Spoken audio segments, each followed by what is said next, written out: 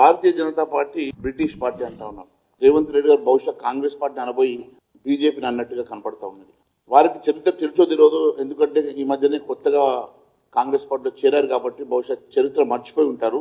ఐఎన్సీని, Indian national Congress ని 1885లో 28 December రోజు ఒక రిటైర్డ్ బ్రిటిష్ సివిల్ సర్వెంట్ ఏవో హ్యూమ్ ఈ పార్టీని స్థాపించాడు. అంటే బ్రిటిషర్ స్థాపించినటువంటి పార్టీ ఇది.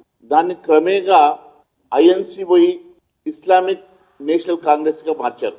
స్వయంగా రేవంత్ రెడ్డి గారు చెప్పారు, కాంగ్రెస్ అంటే ముస్లిమ్స్, ముస్లిమ్స్ అంటే కాంగ్రెస్ అని.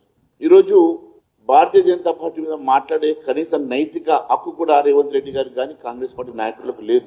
తన పదవి కాపాడుకోవడం కోసమో, రాహుల్ గాంధీకి మచ్చి చేసుకోవడం కోసమో, రాహుల్ గాంధీ తోటి స్నేహ బంధాన్ని పెంచుకోవడం కోసమో బీబీజీ రామ్జీ అంశంలో ఈ రోజు అనేక రకాలైన అబద్ధపు ప్రచారాలు చేస్తా ఉన్నారు. బీబీజీ రామ్జీ మీద తప్పుడు ప్రచారాలు చేసేటువంటి రేవంత్ రెడ్డి గారు మరి ఏ మీడియా సెంటర్లో అయినా ఓపెన్ డిబేట్ కి మీరు సిద్ధమా? దానికి మేము సిద్ధమని చెప్పి తెలియజేస్తా ఉన్నాం.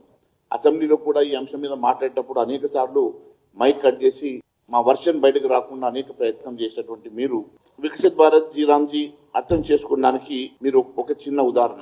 2004 నుంచి భారతీయ జనతా పార్టీ అధికారం వచ్చే వరకు ఎన్ఆర్ఈజీఎస్ ద్వారా ఎంత ఖర్చు పెట్టారు, మరి గత 11 సంవత్సరాల్లో భారతీయ జనతా పార్టీ అధికారం వచ్చిన తర్వాత ఎంత ఖర్చు చేశారో నేను మీకు విషయం తెలియజేస్తా ఉన్నాను. ఇప్పటి వరకు ఈ పథకంలో 11,74,000 కోట్ల రూపాయలు ఖర్చు చేస్తే దాంట్లో 8,53,000 కోట్ల రూపాయలు ఖర్చు చేసింది నరేంద్ర మోడీ గారి ప్రభుత్వమే.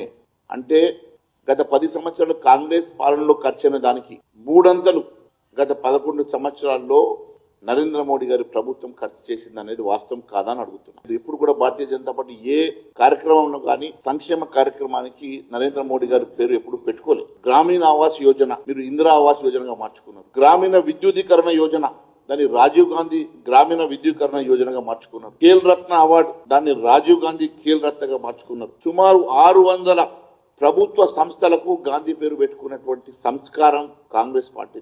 భారతీయ జనతా పార్టీ ఎప్పుడైనా రాజ్ భవన్ గతంలో మీరు పెట్టుకుంటే దాని పేరు లోక్ భవన్ గా మార్చినటువంటి ఘనత భారతీయ జనతా పార్టీది.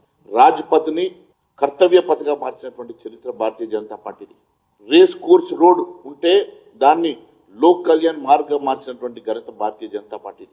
ప్రధానమంత్రి కార్యాలయం పిఎంఓ పేరు సేవా తీర్థ్ అని చెప్పి నామకరణం చేసినటువంటి చరిత్ర భారతీయ జనతా పార్టీ.